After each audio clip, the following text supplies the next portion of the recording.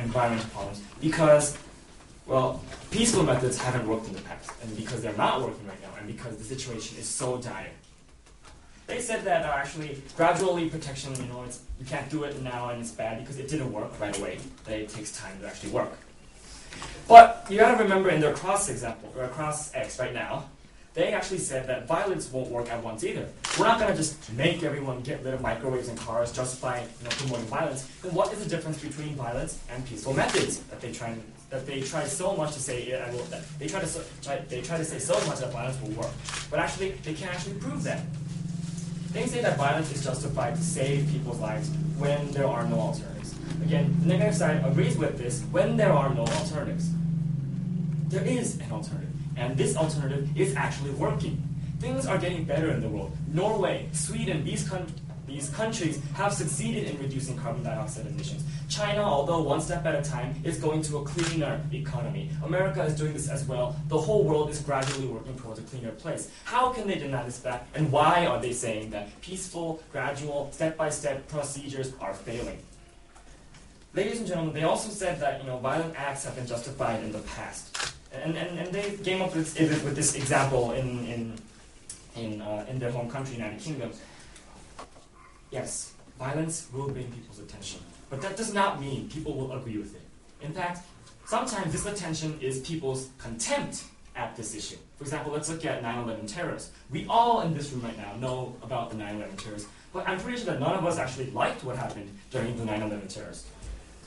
The example that came up again in the context about killing this man right here, we all had a nice laugh at it. It brought our attention, but that doesn't mean that we all liked the idea. We don't want to kill this man. We like this man. The third argument that they tried to present in the second speech was that time to act and that we have to do it right now. It wasn't elaborated properly, and again, this argument is rebutted by saying that there are other ways and other ways that are working in the status quo. So now that I have demolished the affirmative side's case today, I'd like to move on to the negative side's case. The negative side has a solution, and we believe that our solution will actually protect the environment. We believe that violence is not justified because it won't work. Why will violence not work? It's simple. When we want to save the environment, we need the cooperation of the majority. Just me going and trying to ride bicycles won't solve it. We all have to go ride bicycles and try to save the environment. But however, again, it came up in the first negative speech. Violence does not actually agree with everyone, and violence tends to lead to the polarization of people. Another example that I will give you is McDonald's. We all know that McDonald's makes us fat and things like that. But there were some groups that tried to set fire to McDonald's to make sure that we don't eat the burgers. Did this actually work? I see a lot of McDonald's. I eat at a lot of McDonald's, and I don't really see that many people actually knew that this happened.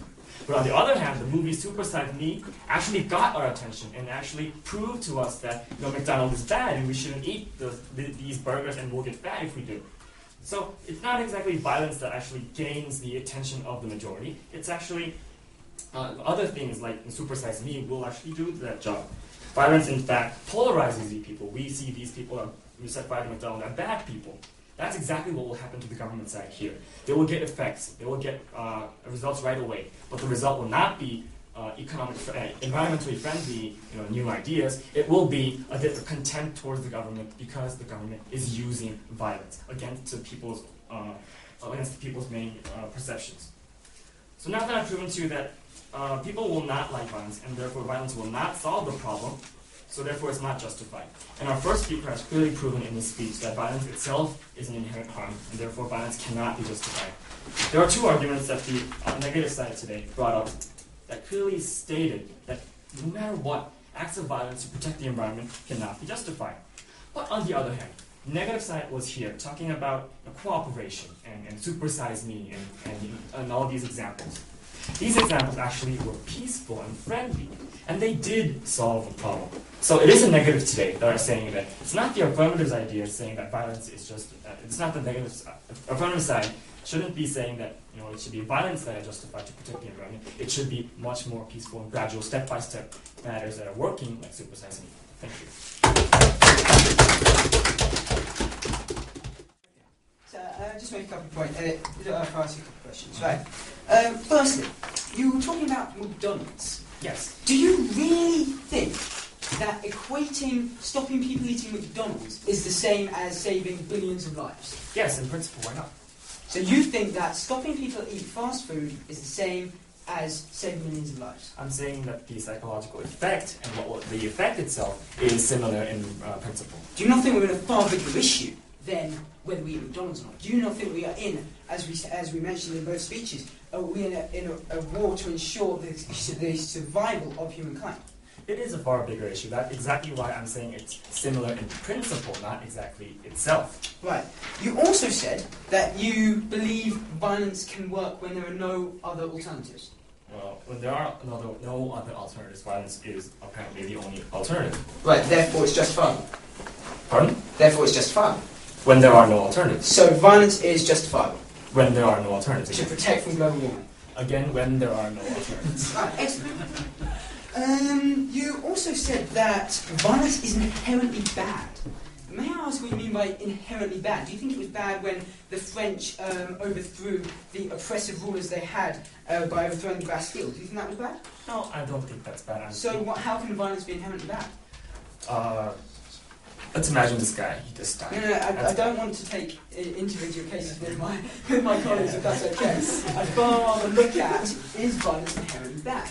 Yes, I'm saying it's bad because it hurts people. It hurts everything. But you just conceded that the French overthrowing that impressive. There was no alternative. Once again. So violence isn't necessarily bad. It's got to be done on a case-by-case basis. When there is no alternative. Yes, so it's case-by-case basis. Thank you very much. You've also made references to films like Super Size Me, and I think the other one was the other one made? I can't remember the title right now. Can't remember the title. Okay. Whatever, yes. Inconvenient Truth. That was it. Yeah. Do you really believe that these have a far greater impact on governments? Because remember, we're trying to make governments act here. Mm-hmm. Do you believe these have a greater impact on governments than people really saying, right, now we're going to do something? No, I'm saying these movies will have an impact on the people, and the people will go to the government and say, do this. Does that work? Yes, it does. Did that work when over 800 American cities wanted America to stay in the Kyoto Project? Well, that's just one case. Another case. So did it work? Did it work? The Kyoto Protocol part or the other part? Did the American cities wanting to stay in the Kyoto Protocol force the Americans to stay in the Kyoto Protocol? Did it? Not in that case. So therefore, public pressure by peaceful means doesn't work, as we can see from that case. No, I'm not saying that. I'm saying public pressure didn't work in that case. There are many billions of other cases in which public pressure did work. You also mentioned 9/11. Yes, I did. That was, I would agree, an act of violence. Yes. However, do you think that was an act of violence that was... Oh, thank you very much. Thank you. Ladies and gentlemen, the opposition judges, observers. It's with great honour that I conclude this side of the debate today. I'd like really to look at 3 key flashpoints and demonstrate how we, the affirmative, have carried today's motion. Now, the first of these will be the issue of whether global warming is a pressing issue that has been dealt with or not.